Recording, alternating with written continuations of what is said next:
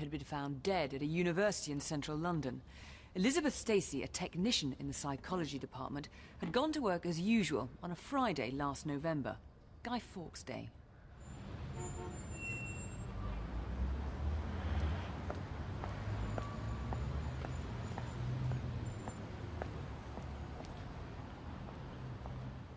Well, we found out on the Friday evening that she was missing and hadn't turned up to meet her friend, and that was worrying because it's very unusual for Elizabeth.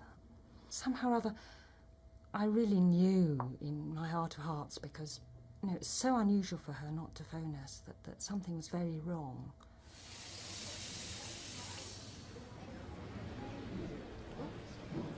Hello, how are you? Not bad. Quite tired, I guess. You worry too much. Don't let it get on top of you. Oh, before I forget, I need to speak to you about the website. I had a few problems with the server going down, so I might need to take the system offline. Would that be okay? I'm in there all day, so any time is fine. Hi, Jane. Can I have a word? Actually, I've been working on this new web mod. Stephen Reed was a postgraduate research student, and though he barely knew Elizabeth, she'd helped him on computer problems since she joined the staff 2 months earlier. Freezing, this room. How are you getting on? Well, not too bad. Oh, this new software is causing all sorts of problems. Try clicking on this icon. Yep. And then into this file here. Yep. This is a favourite shortcut of mine. Works every time. Stephen, hi. Hello. How you doing? All right? Fine. That's it, and then that. Yep. Liz, I'm sorry to bother you, but I can't seem to open Windows on the computer in the postgrad lab. I was wondering if you wouldn't mind having a look. Well, we've just finished up, haven't we, Gary? Yeah, fine. Yeah, okay. Couple of minutes. Right now? Yeah, just that I can't really do anything unless... it's no bother. Okay, but... okay. Let's go and have a look, shall we? See you later. Let's see what you've done on this computer. Okay, so it's this one, is it, Steve? That's right. Okay. I can't do a thing with it. All right, well, let's have a look. Well, seems to be okay. Mind you, these computers are always down all the time. Let me just try. Let's see what we've got in here.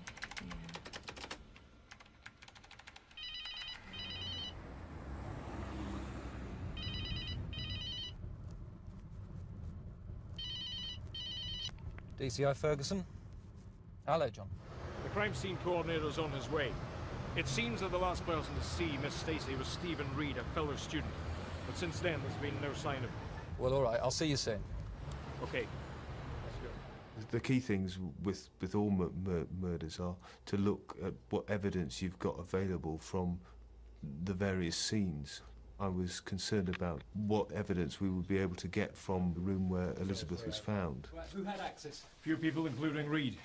What do we know about Reed? He was a postgraduate student here at the university. A bit of a loner. Nobody seems to know very much about him. But the last time he was seen was in the company of Miss Stacey, here yesterday lunchtime. Pathology? On its way. Witnesses? Not that we know of. Do we know the home address? I got that from the university. Good. Get over there quick. We might be lucky, he might still be there. If he's not there, I want clues to where we might find him. Friends, relatives, okay? Done. Stephen Reed had vanished from the university at the same time, and either he was another victim of the offence, or alternatively he was involved in the assault on her.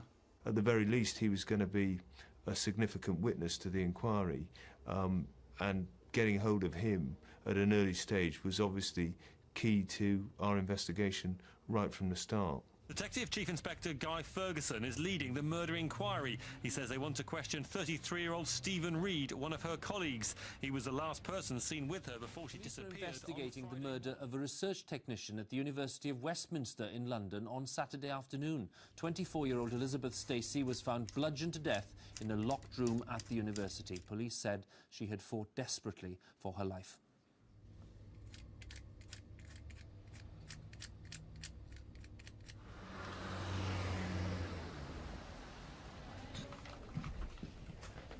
What do you think?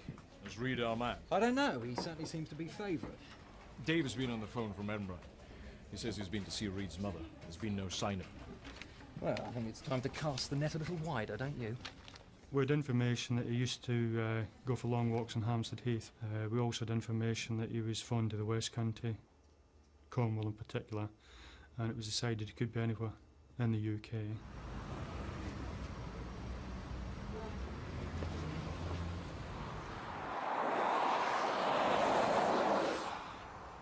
Somebody changes their name, doesn't seek employment, cuts himself off from the family, goes to an area of the country they're not associated with, and keeps a low profile. Obviously very difficult to find them.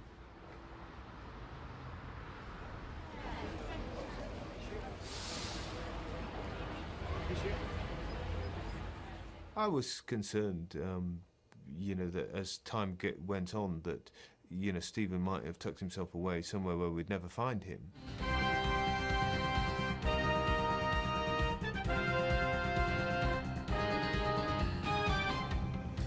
We start with the murder of the psychology technician Elizabeth Stacey and the disappearance of a university colleague.